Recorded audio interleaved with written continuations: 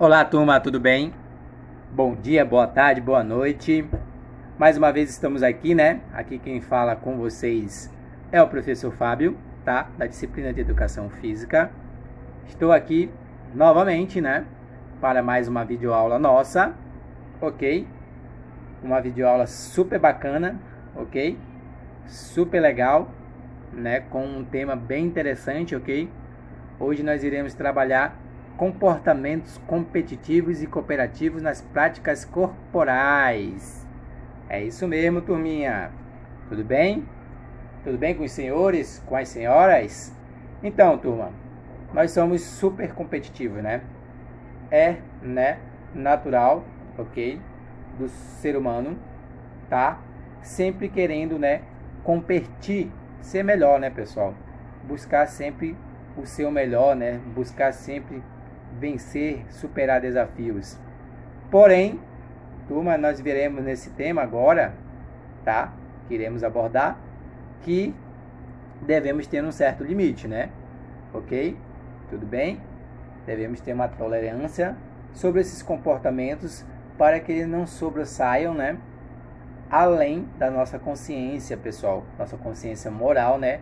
Nossos princípios éticos, de forma que nós não nos comprometa, né, a fazer ou tomar atitudes erradas, né, turma? Justamente para vencer, né, ganhar, né, ou, né, sair vitorioso. Tudo bem? Então nós estamos aqui na nossa aula, né, de número 11, ok? Estamos trabalhando já no quarto bimestre, turma, ok? Com o nosso livro positivo, tá? Tudo bem? Capítulo 1, nós iremos abri-lo na página 6. Ok? Tudo bem, turma? Então, nós já vamos começar, né, trabalhando sobre esse tema, visualizando, e analisando essa imagem abaixo. Você pode ver duas pessoas, né, na atitude, né, de estar puxando uma corda, né, conhecido também como o jogo de cabo de guerra, né, pessoal? Aí estão medindo forças, né, para ver quem é o mais forte e quem é o melhor. Nós podemos notar também que nessa figura, né, essas pessoas estão com trajes sociais, né, trajes que são de distinção, né, vamos dizer assim, de trabalho, né, trabalho executivo, administrativo, empresarial, etc. Ou seja, elas estão, né, caracterizadas, uniformizadas, né, para um âmbito de trabalho. Provavelmente, né, eles são trabalhadores de uma empresa, de uma indústria, né, ou são administradores, coordenadores, gerentes, e estão aí, né, traçando, né, pessoal, essa disputa aí de quem tem mais força, quem é o mais forte, quem é o melhor. Acontece muito, tá, pessoal? Não somente dentro das práticas corporais, como no esporte, né, como nos jogos, tá bom? Mas também acontece na nossa vida, pessoal, na nossa vida social, na nossa sociedade, né? Muitas vezes, colegas de trabalho, né, querem, né, vencer, né, ser melhor, ser um líder, né, tomar uma liderança, e acabam extrapolando, né, os limites, pessoal, da consciência moral, da ética, né, fazendo com que demonstrando, né, certos comportamentos errôneos, né, pessoal? Ou seja, certos comportamentos não éticos, né, passando por cima do colega, né, desrespeitando, né, isso, enganando e etc. Então, turma, a vida, né, ela é uma competição desde o momento que a gente nasce, pessoal, tá bom? É isso mesmo. Porém, deve ser uma competição saudável, ok? Uma competição harmoniosa, justa, ok? Uma competição limpa, tudo bem? Não com enganações, com trapaças, ok, pessoal? Não com o intuito de passar por cima de tudo ou de todos para conseguir nosso objetivo. Temos que ter consciência do que é certo, o que é errado, o que pode ou não pode, né? Tudo bem? Ok? Então vamos iniciar a nossa videoaula? Vamos lá. Como eu falei para vocês, né, a nossa vida desde o momento que a gente nasce, né? Não, desde o momento que a gente é gerado, né, pessoal? Tudo bem? A nossa vida já é uma competição. A partir do momento que você se torna, né? Esqueci o tom da palavra, mas a partir do momento que você está desde ali do óvulo, né, pessoal? Dentro da barriga da sua mãe, né? Sendo gerado, para que um espermatozoide, né? Consiga fecundar esse óvulo, ele passa por meio de 300 milhões de espermatozoides em uma corrida acelerada, né, para a vida, para se tornar uma vida, né, humana. Ou seja, são 300 espermatozoides, desculpa pessoal, em busca, né, de se gerar vida, ok, pessoal? É uma corrida pela vida, tudo bem? E desses 300, apenas um vai conseguir, né, vencer, né? Vai conseguir se inserir nesse óvulo, né? E assim se gerar, né, aquela famosa sementinha, né, que parece um carocinho de feijão, ok, pessoal? Então, como processo de interação social, a competição tem origem nos primórdios da humanidade, quando os seres humanos passaram a delimitar o território para garantir a sobrevivência e para se defender do ataque de outros grupos humanos ou de animais que representassem risco à vida. Então, pessoal, desde lá dos primórdios, né, historicamente, né, dos nossos antepassados, dos homens das cavernas, já havia uma certa competição, né? Uma competição pela vida também, ok? Sobreviver, né? Quem seria mais forte, mais ágil, né? Naquele tempo, sobreviveria, né?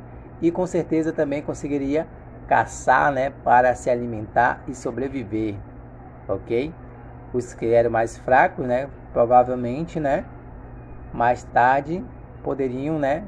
Vir à falência, né? Mas quem era forte, né? Tudo bem? Conseguia vencer a cada dia. Ou seja, todo dia era uma disputa, né? Para sobreviver, né? Tudo bem, pessoal?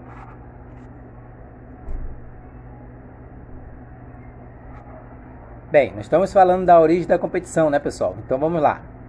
Com o passar dos anos, com base nas mesmas justificativas, as formas competitivas transformaram-se em estratégias de guerra e de combate em campos de batalhas. Cabe atentar para o fato de que a representação da guerra é uma situação imaginária que se percebe implícita em muitos jogos e esportes na atualidade. Então, pessoal, tivemos também o período das guerras, né, pessoal? Tudo bem? Primeira Guerra, né? Tudo bem? Aí, Guerra Fria, tudo bem? E isso também não se deixa, né, pessoal? Não podemos deixar de se considerar, né, como uma competição, ok? Pois, por ideais diferentes, né, pessoal? Por buscar novos espaços, ok? Os seres humanos começaram a entrar numa disputa, e dessa disputa se gerou um conflito, e desse conflito se gerou uma guerra, né, pessoal? Tudo bem? Ou seja, né, pessoal, já havia há tempos atrás essa disputa por espaço, por ideais, né? Quem era o melhor, quem era o mais forte, ok? Tudo bem? A nossa Primeira Guerra Mundial, né, foi uma guerra global centrada na Europa, que começou em 28 de julho, né, e durou até 11 de novembro. O conflito, né, envolveu grandes potências de todo o mundo, pessoal. Tudo bem? Então foi a Primeira Guerra Mundial nossa, né, pessoal? Ok? Então, o que nós entendemos é que dessa guerra, né, pessoal, essa situação imaginária que se percebe implícita em muitos jogos e esportes na atualidade, principalmente os que envolvem ataque e defesa, também, né, pessoal, não deixa de ser uma competição, um conflito, né, pessoal? Tudo bom? Turma, não esqueça da água, tá? Respirem, bebam água, desculpa, tá? Se der uma cansada, levanta da cadeira, alonga e retorna. Tudo bem? Ok? Vamos lá, deixa eu passar o slide.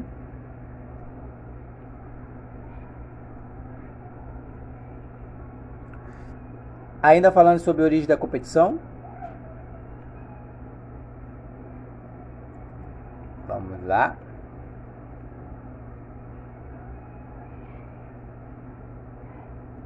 Então, do ponto de vista biológico, o conceito de competição se tornou mais evidente com certa interpretação da visão darwiniana da origem das espécies, né? Expressa na afirmação de que sobrevive os mais aptos. Bem parecido também, né, pessoal, com o seguinte, né, com a seguinte reflexão, que sobrevive o mais forte, né, turma? No entanto, anos atrás, né, ao passar do tempo, né, historicamente, né, era assim que era se denominado, né, pessoal? O mais forte sobrevivia, né, e os mais fracos, né, não conseguiam chegar aos seus objetivos, né, pessoal? Tudo bem? Vocês podem ver na figura abaixo, né, uma figura de guerra, 2 tanques, né, travando uma batalha, ok? Uma competição, não deixa de ser uma competição, tudo bem? E do outro lado, temos aí um homem da caverna, travando uma disputa também, né, pessoal? Uma briga, né? Ok? Uma batalha com uma fera selvagem, né? Parecida aí com um leão, com certeza deve ser um leão. E aí, pessoal, não deixa também de ser uma competição pela vida, né? É uma competição, tá? De sobrevivência, ok? Quem for mais forte vive, né? E vence, né? Mais uma batalha da vida, ok? Competição e colaboração. Quase não sai. Vamos lá. Então, turma, contudo, é importante destacar que o mais apto não significa necessariamente o mais forte, né? Ou mais bruto, como afirma Reginaldo Soller. O Reginaldo Soller já tem uma visão diferenciada, né, da visão darwiniana, né, pessoal? Ok? Tudo bem? Vocês lembram da visão darwiniana, né? Deixa eu retornar aqui só para a gente relembrar. Ok? Expressa a afirmação que sobrevive os mais aptos, né? Já Darwin, né, dizia que os mais aptos sobrevive, né, pessoal? Ele usou esses argumentos biológicos e sociológicos em uma tentativa de mostrar que o principal fator para facilitar a evolução e a cooperação entre os indivíduos em sociedades, grupos associados livremente, ok? Então, essas ideias, né, pessoal, elas têm uma ideia diferenciada, né? Elas não entram em acordo, né? Porém, isso é justamente para a gente levantar, né, mais as questões sobre a nossa origem da competição, ok? Eu queria também falar um pouco para vocês sobre o muro, né? O muro do... Esqueci o nome, calma, só um momento. A muralha da China. Também foi um exemplo de competição, tá, pessoal? Ok? A muralha da China foi construída para consolidar o império de Qin Shi Huang, né? Antes de ter ganhado o controle da China, os estados chineses tinham cada qual a sua muralha.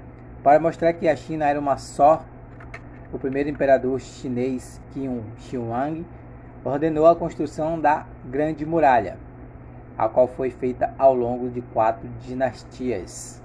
Ok?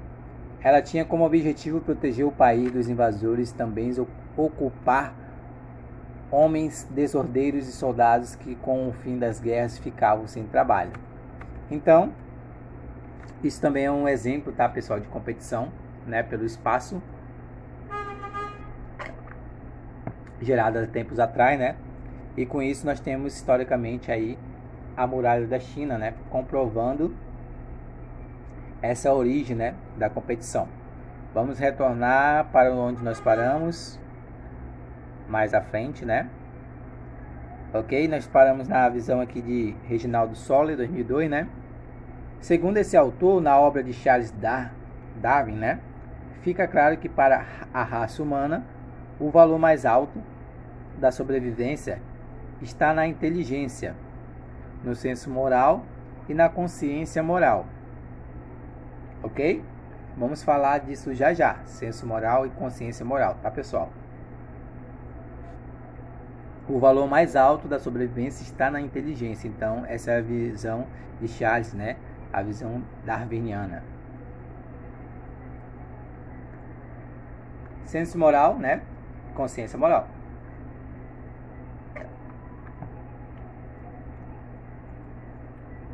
O senso moral, ele é caracterizado pelo sentimento e ação imediata proveniente das emoções que são desencadeadas pelos valores morais do indivíduo. Já a consciência moral está atrelada com a ponderação sobre qual ou quais decisões o indivíduo deve tomar com base no seu comportamento e dos outros.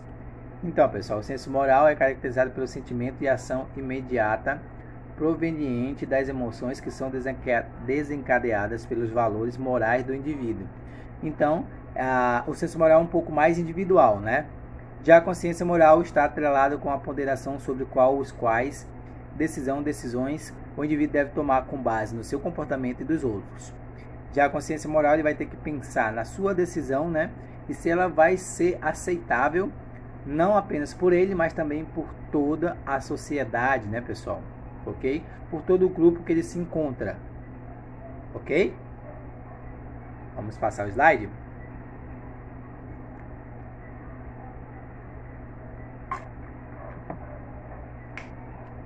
Vamos lá. Ainda sobre senso moral e consciência moral.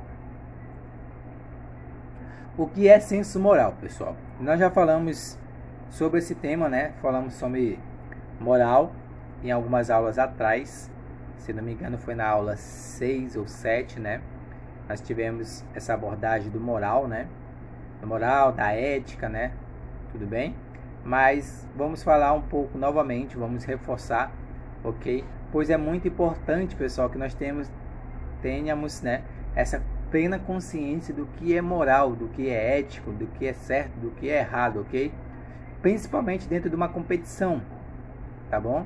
Pois se você tem essa plena consciência, com certeza você vai consolidá-la ao seu espírito, tá? Esportivo, ok? De forma correta, tudo bem, pessoal? Vamos lá? Senso moral é o que caracteriza o sentimento que condiz com a moralidade. De acordo com os valores morais, o bem e o mal, o certo e o errado, etc., presentes em uma determinada sociedade. Em muitos casos, estes valores morais estão atrelados às leis civis. Porém, não é uma regra.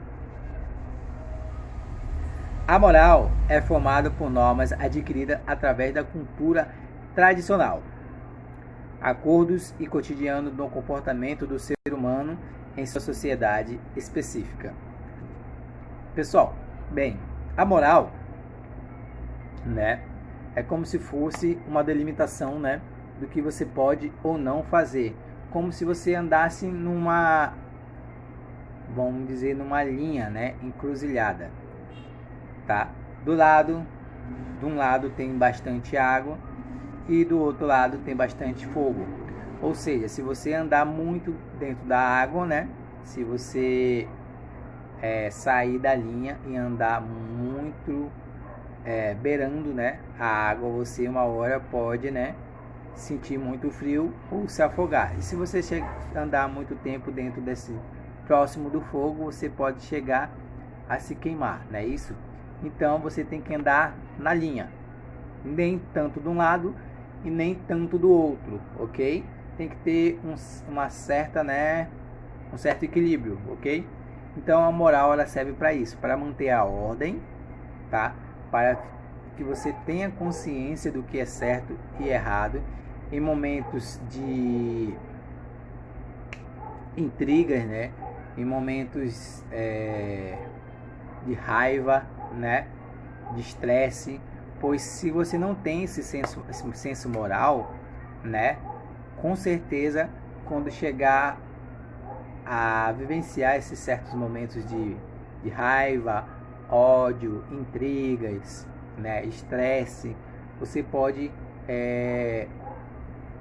agir de forma agressiva, né, ou de forma errada, com um comportamento inaceitável, não apenas por você, mas por toda a sociedade. E isso não seria bom, né, pessoal? Pois seria nesse caso você iria tomar uma atitude, né, por instinto, né? E nós somos seres humanos, somos seres pensantes, então nós temos consciência do que nós pode fazer, né, ou não, o que é bom e o que é errado, né, pessoal? O que é mal, né? Ok? Dessa forma, ela serve também, né, para que mediar, né, atitudes das pessoas, né, dos humanos, nós, seres vivos, para que dessa forma não cause tanto distúrbios, né, ok? Tantas intrigas, né, tantas guerras dentro de uma sociedade, ok? Não só dentro de uma sociedade, mas dentro do âmbito escolar, dentro do âmbito de trabalho, dentro do seu âmbito familiar, pessoal, tá? Do seu ambiente familiar, ok? Nós devemos ter sempre esse senso moral, tá bom? Poder também transparecer isso não apenas para nós, mas para o próximo, para os seus filhos, ok? Para suas filhas, para os seus amigos, colegas, e dessa forma a gente consegue viver harmoniosamente, ok?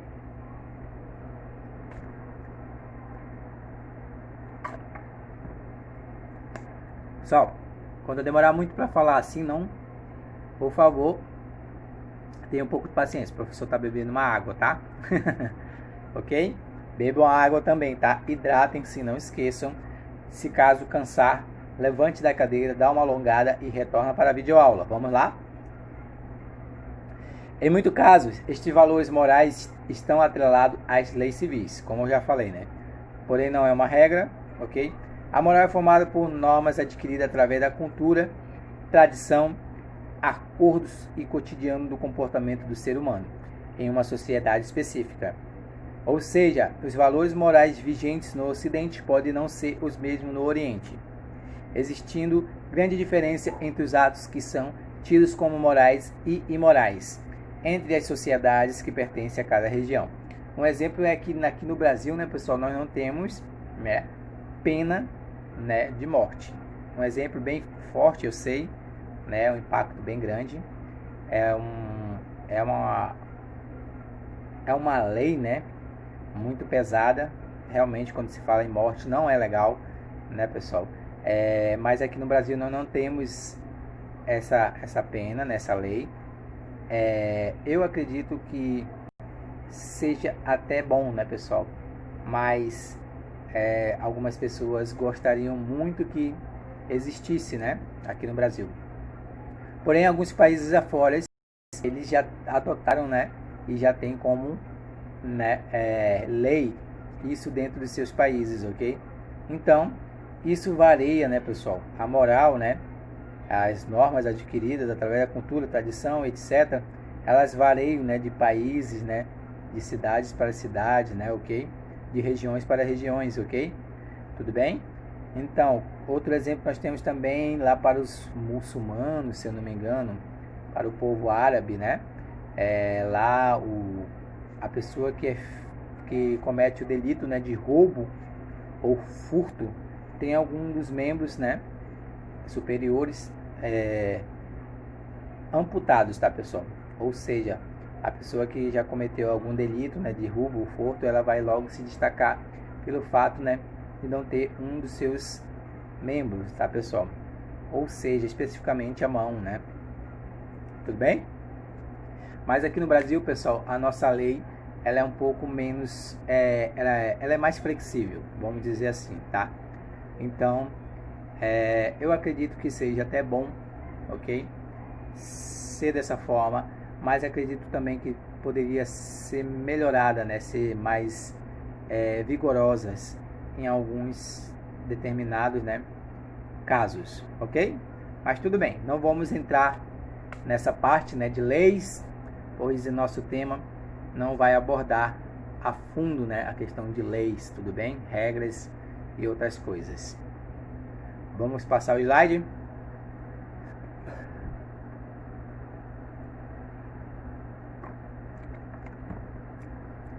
A principal diferença entre o senso moral e a consciência moral está na dúvida.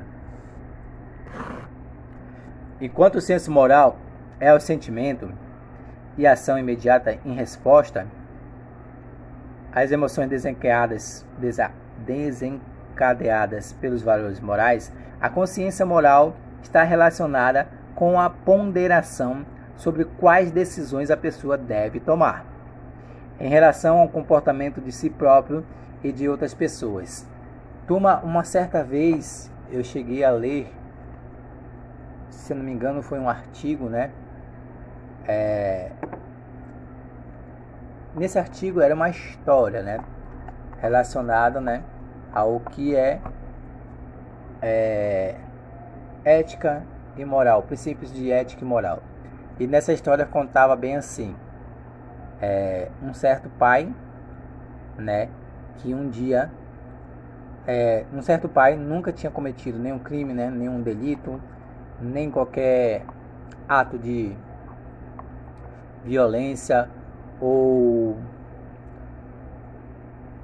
ter cometido qualquer erro ou perturbação, né, para a sociedade.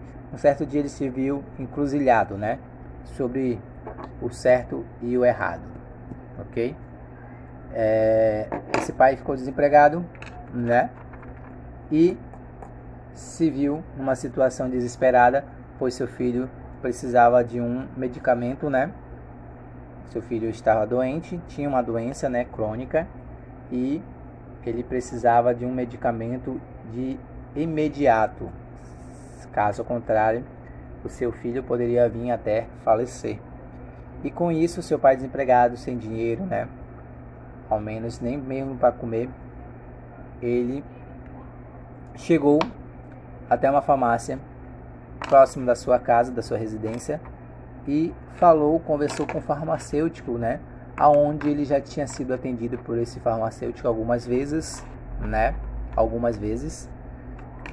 porém, né, já tinha comprado, né, alguns medicamentos com esse farmacêutico algumas vezes, e necessariamente ele chegou com esse farmacêutico e pediu para que ele pudesse vender o remédio do seu filho fiado, né? Depois ele pagaria, ok? E esse farmacêutico, com medo de perder o seu emprego, né, pois já tinha muito tempo de trabalho e tudo mais, próximo a se aposentar e tudo, ele não atendeu ao pedido de socorro desse pai, né? Foi um pedido de socorro, e disse que não poderia ajudá-lo. Então, esse pai, desesperado, não podendo, né, comprar o remédio de seu filho, se viu nessa situação e acabou, né, a refletir várias situações para conseguir esse remédio. E uma delas foi querer furtar ou roubar essa drogaria, né, ou até mesmo agredir o farmacêutico, né? Mas daí até então, pelo fim da história, vamos resumir, ele conseguiu, né, de alguma forma com sua esposa o valor do remédio e comprou para seu filho. Então, o que eu queria dar ênfase nessa história, pessoal, é do certo, a consciência do certo e errado, né? Tudo bem que o pai, se fosse fazer cometer esse furto, né, ou até mesmo agredir o farmacêutico, estaria errado. Mas também seria errado ele deixar o seu filho falecer por um fato de por um propósito, né, pela falta de um medicamento. Então, é uma ressalta, né? Nós devemos refletir bastante essa mensagem, né, pessoal? Pois é um momento complicado, uma situação complicada, aonde devemos refletir, pensar para não cometermos alguma atitude que possa, né, acarretar a consequências, ok? Mais ou menos esse exemplo, né, dessa história está interligado com a consciência moral, tá bom? Consciência moral, ela está relacionada com a ponderação sobre quais decisões a pessoa deve tomar. Então, nessa história, o pai teve que refletir bastante, né, pessoal, em qual decisão ele teria que tomar frente àquela situação de estar vendo seu filho morrer, né, e não tendo condições, não podendo fazer algo para, né, salvá-lo. Então, em relação ao comportamento de si próprio e de outras pessoas, ele teve que refletir, não apenas na atitude dele, mas também sobre as outras pessoas que estavam ao seu redor. Ok? Essa história foi só para a gente refletir, tá, pessoal? Foi apenas um exemplo para a gente conseguir entender o que é, né, uma consciência moral.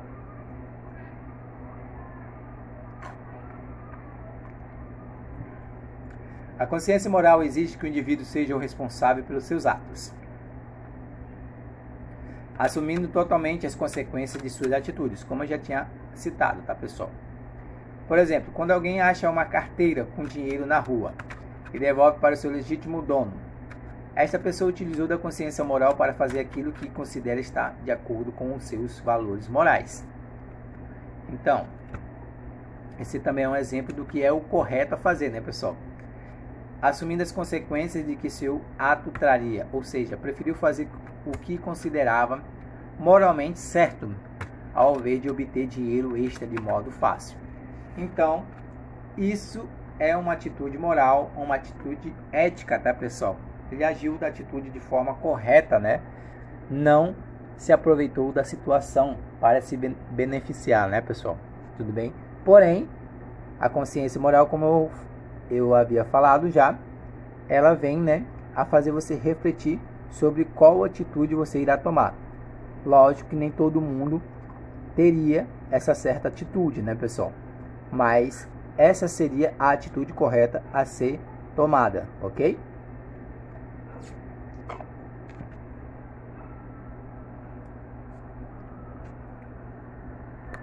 Competição e colaboração ainda, tá?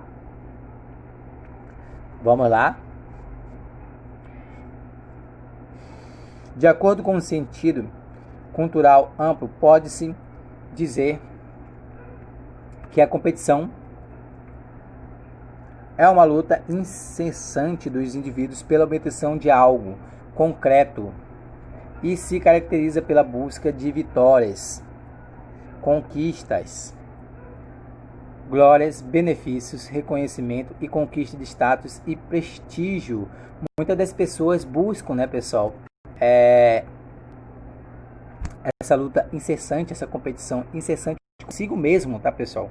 Não apenas com as pessoas, mas consigo mesmo, justamente para status, né, pessoal? Para se glorificar, para se beneficiar, né? Para ter reconhecimento, né?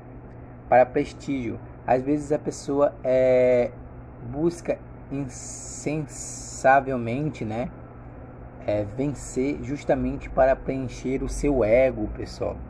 Então, é esse ponto que eu quero chegar. Muitas pessoas passam por cima de tudo e de todos para conseguir o seu objetivo, não tendo limites, né? Não tendo consciência moral, tá? Ok? Nem atitudes éticas, pessoal. Nem senso moral, tá? E isso, pessoal, é uma forma muito, muito errada, né, de se obter a vitória, pessoal, de chegar a conquistar os seus objetivos. Um exemplo que eu tenho, né, de nossos alunos, não só os alunos, mas praticantes de esportes, que muitas vezes, né, eles acabam cometendo atitudes antidesportivas, como no fato de meter a mão numa bola, sabendo que não é certo, né, não é correto, né, utilizar da mão para manusear a bola no futebol, e às vezes isso gera até de eles vencerem, né, vencerem de forma injusta. E nesse caso muitos dos atletas não se acusam, né, não têm a alta consciência de dizer que está errado e deixam, né, muitas vezes árbitros, juízes tomar a decisão e acabam, né, se beneficiando das decisões dos árbitros, ok? Não só dessa forma, temos outros exemplos também de atletas fazendo uso desnecessário, né, da força, agredindo outros atletas, né, companheiros de profissões, justamente pelo fato de não saber perder, não querer perder, tá, pessoal? E isso também é muito errado. Nós devemos ter consciência, pessoal, de que atos dessa forma não te proporcionará benefício algum. Ao contrário, só vai denegrir a sua imagem, ok?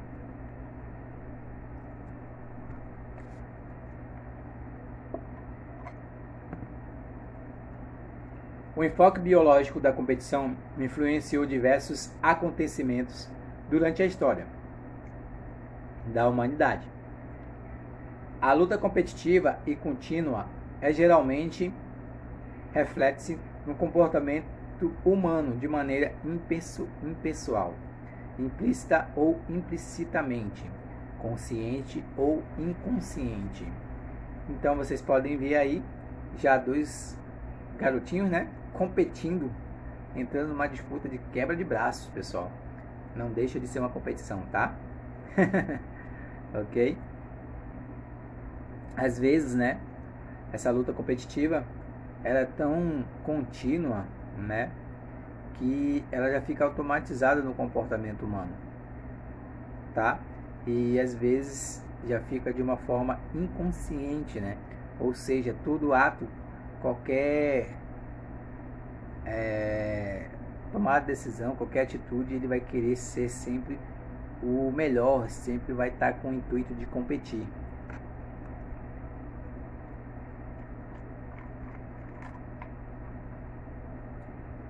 Temos um exemplo bem pesado, né? Mas um exemplo, né, bem verdadeiro, né, pessoal? O trânsito, né, nos nossos centros urbanos é um exemplo da presença dessa luta competitiva no cotidiano de muitas pessoas. Pessoas querendo, né, espaço, outras pessoas querendo, né, sempre chegar primeiro que as outras, né, não respeitando as regras, não respeitando as leis, não respeitando o próximo. E acaba que ocasiona, né, muitas intrigas, brigas, né, pessoal, discussões desnecessárias, ok? Por conta do estresse, por conta do espírito de competição, né, não querer perder, né, não querer chegar por último, né, isso também. E isso é totalmente errado, tá, turma? Já conseguimos ver várias reportagens, né? Várias notícias, informações sobre violência no trânsito, pessoas brigando, discutindo de forma, né, muito agressiva, ok?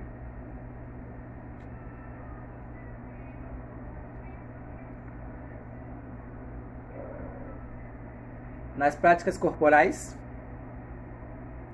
a competição é um importante elemento do código esportivo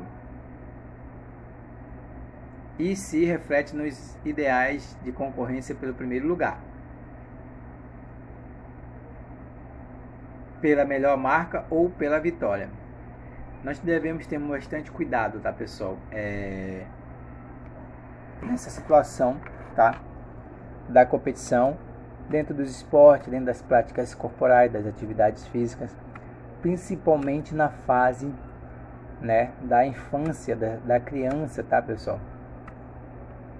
Pois é muito importante nessa fase para a criança. Às vezes, o fato de ela não conseguir vencer ou obter aquele desejo, né, da vitória, pode atribuir a essa criança um certo sentimento, né, de inferioridade. Mas aí que nós devemos, né, trabalhar e ter maior atenção e demonstrar, né, ensinar a essa criança que perder não é totalmente, né, errado. Isso quer dizer que ela foi um competidor justo, né, um grande praticante esportista, né, e que ela pode vencer sim, se esforçar mais, né, se continuar praticando e nunca desistir, tá bom? Muitas pessoas, após uma derrota, né, após perder alguma competição ou algo, né, de importante para ela, muitas pessoas sentem-se, né, inferiores, fracas, né, não competentes. Porém, algumas, nesse caso, usam desse sentimento, né, de perder e se motivam a buscar, né, a vitória insensatamente, de forma, né, insensável, tudo bem? E nem sempre todas as pessoas são fortes, né, para superar uma derrota. Então, nós devemos ter muito preocupação nesse fato, né, da criança, né, saber ganhar e também perder, ok? Ensinando o que é correto e o que é errado para ela, tudo bem? Vale ressaltar que na competição algo está sendo disputado. E o resultado das comparações entre os competidores define, de um lado, os ganhadores e de outro, os perdedores. Umas palavras bem fortes, né, pessoal? Perdedor não é uma palavra que você gostaria, né, de quando entrar em uma competição, ouvir ao final da competição. Você gostaria sempre de vencer.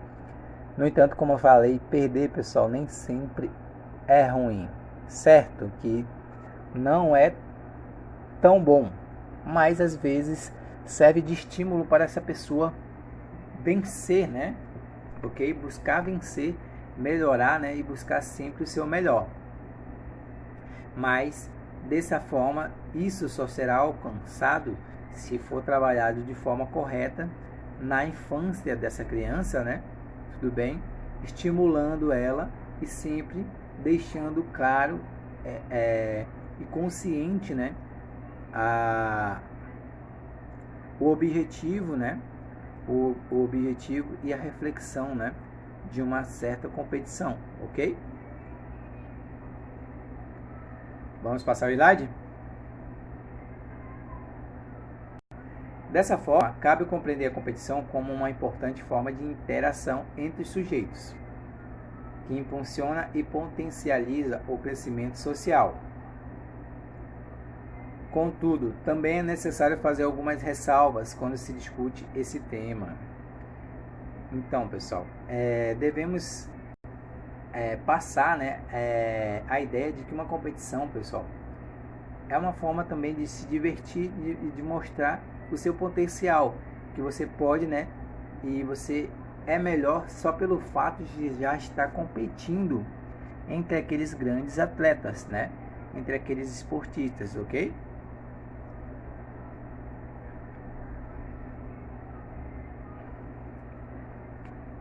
Vamos lá. Existe um limite para a competição na sociedade, o qual precisa ser respeitado,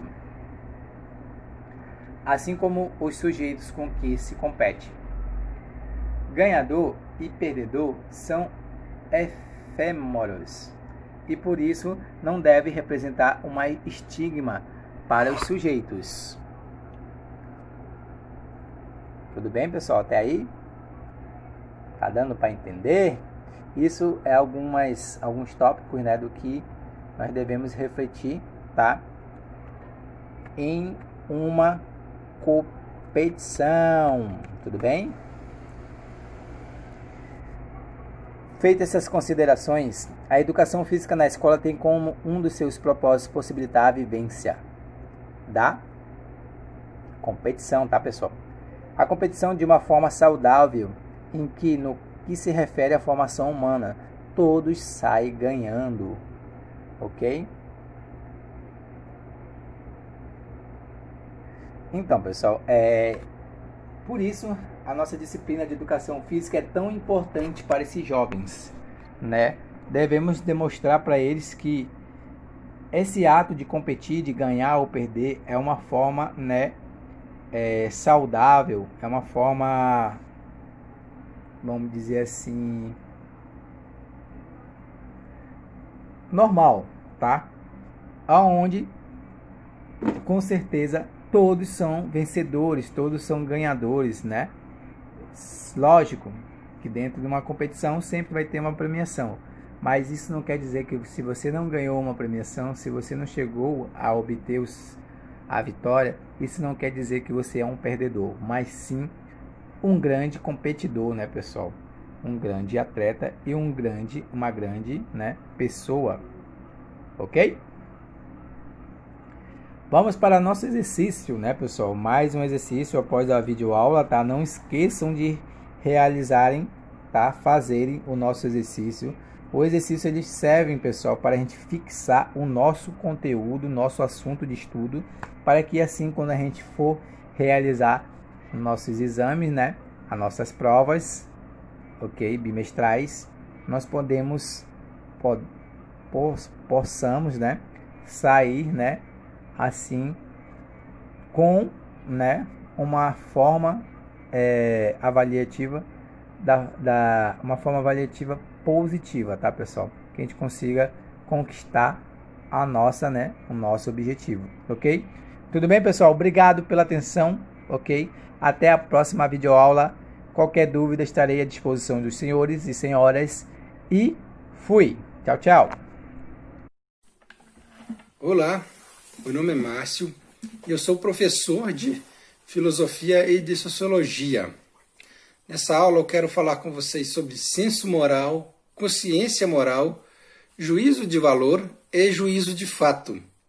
Mas antes de começar a falar sobre estes 4 tópicos que eu disse, eu quero ler para vocês a definição do que é moral. Segundo o dicionário Melhoramentos, este aqui, segundo o dicionário Melhoramentos da Língua Portuguesa, em sua página 343, está definido moral como conjunto de regras que trata dos atos humanos, dos bons costumes e dos deveres do homem em sociedade e perante a sua classe.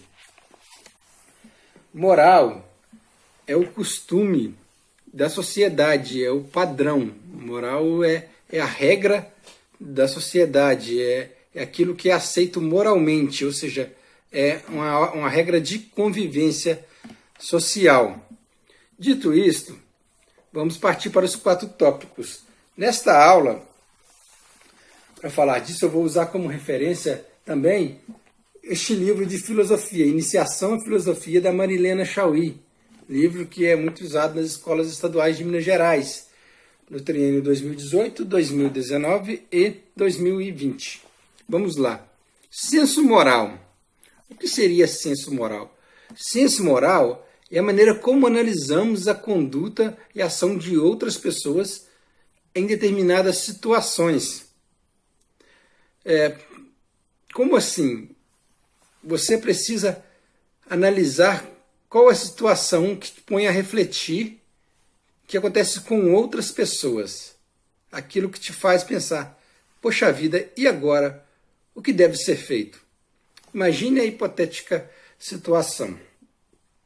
Uma jovem nos primeiros anos do ensino médio, geralmente entre 15 anos e tal, 16 anos, ela se envolve com um jovem da mesma idade, né, inexperiente, sem profissão, sem emprego, né, e se descobre grávida.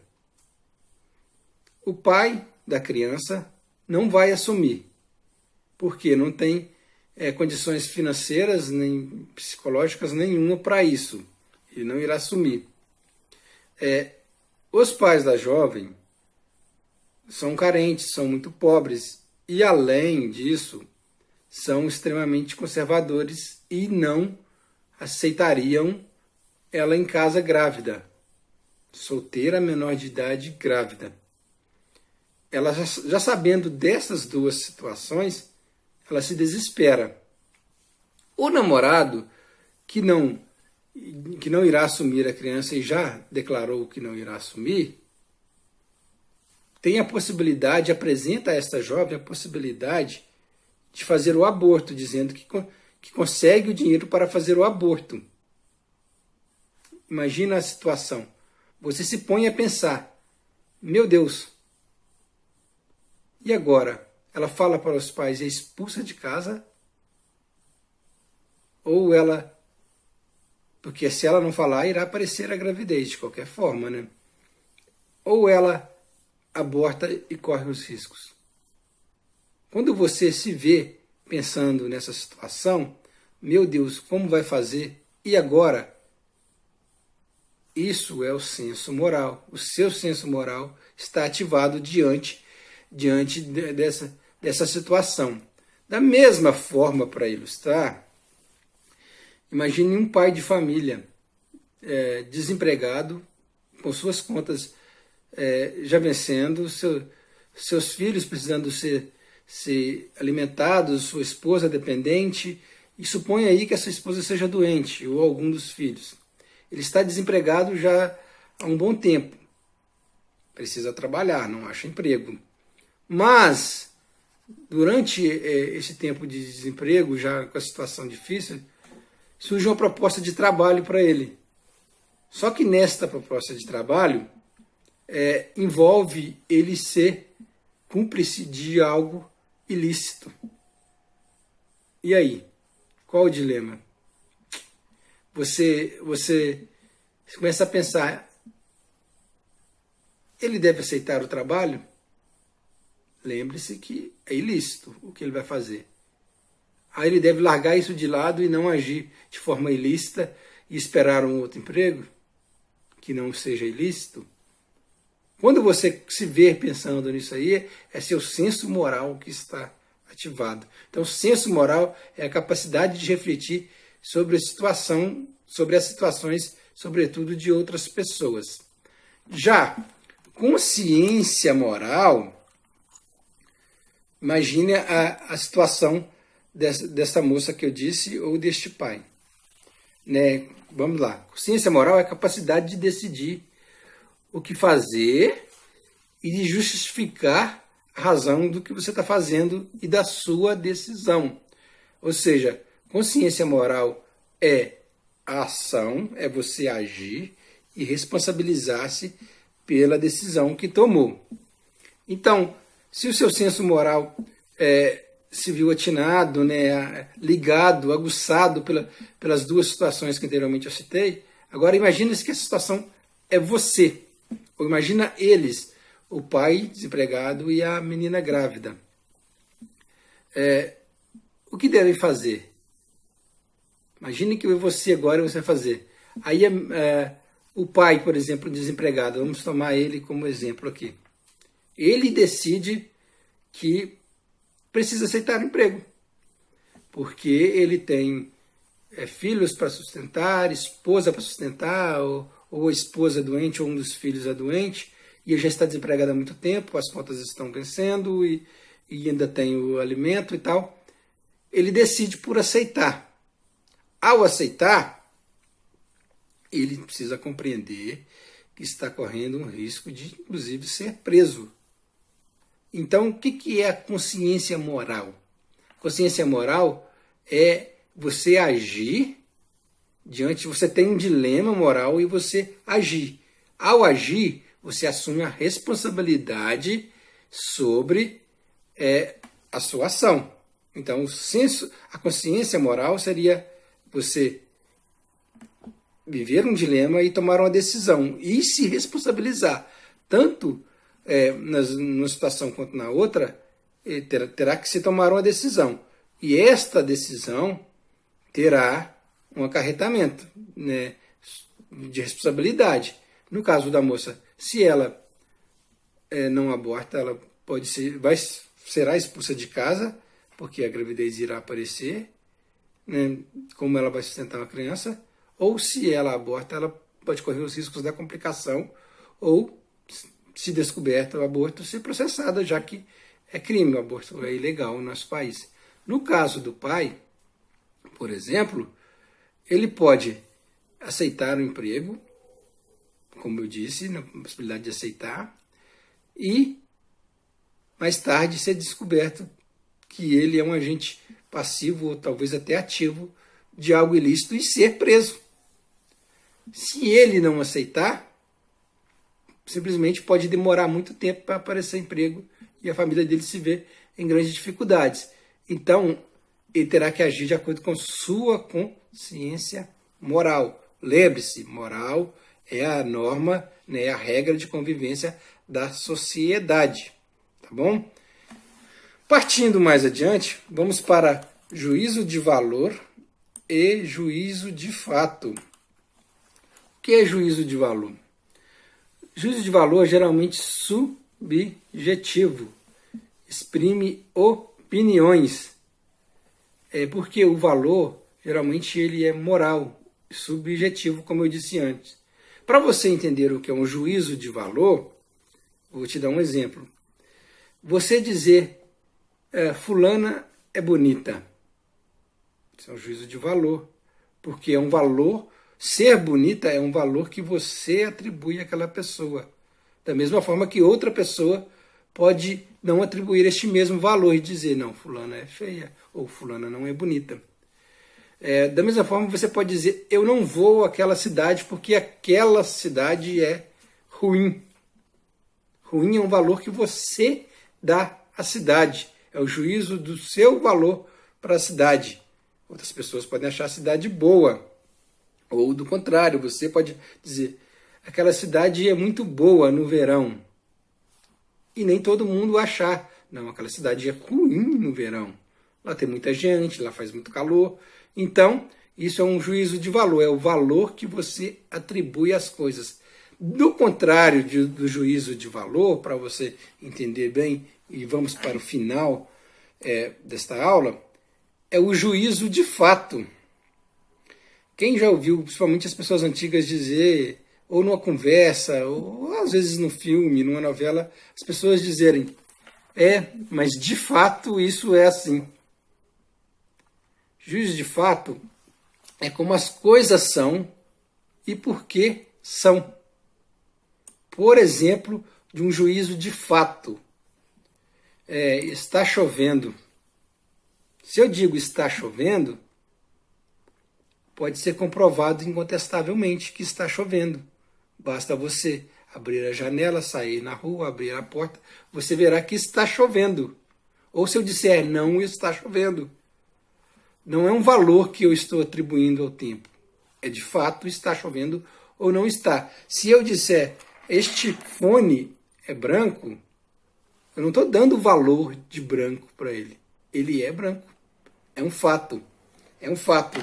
Se eu disser este livro é vermelho e branco, de fato ele é vermelho e branco. Então, juízo de fato é aquilo que é incontestável, já está constatado, é de fato. É o contrário do juízo de valor. Juízo de valor é subjetivo, você dá o valor àquilo, é bonito, é feio, é bom, é ruim, e juízo de fato não. Então, encerrando o que é juízo de fato, mais um exemplo, a Terra é redonda.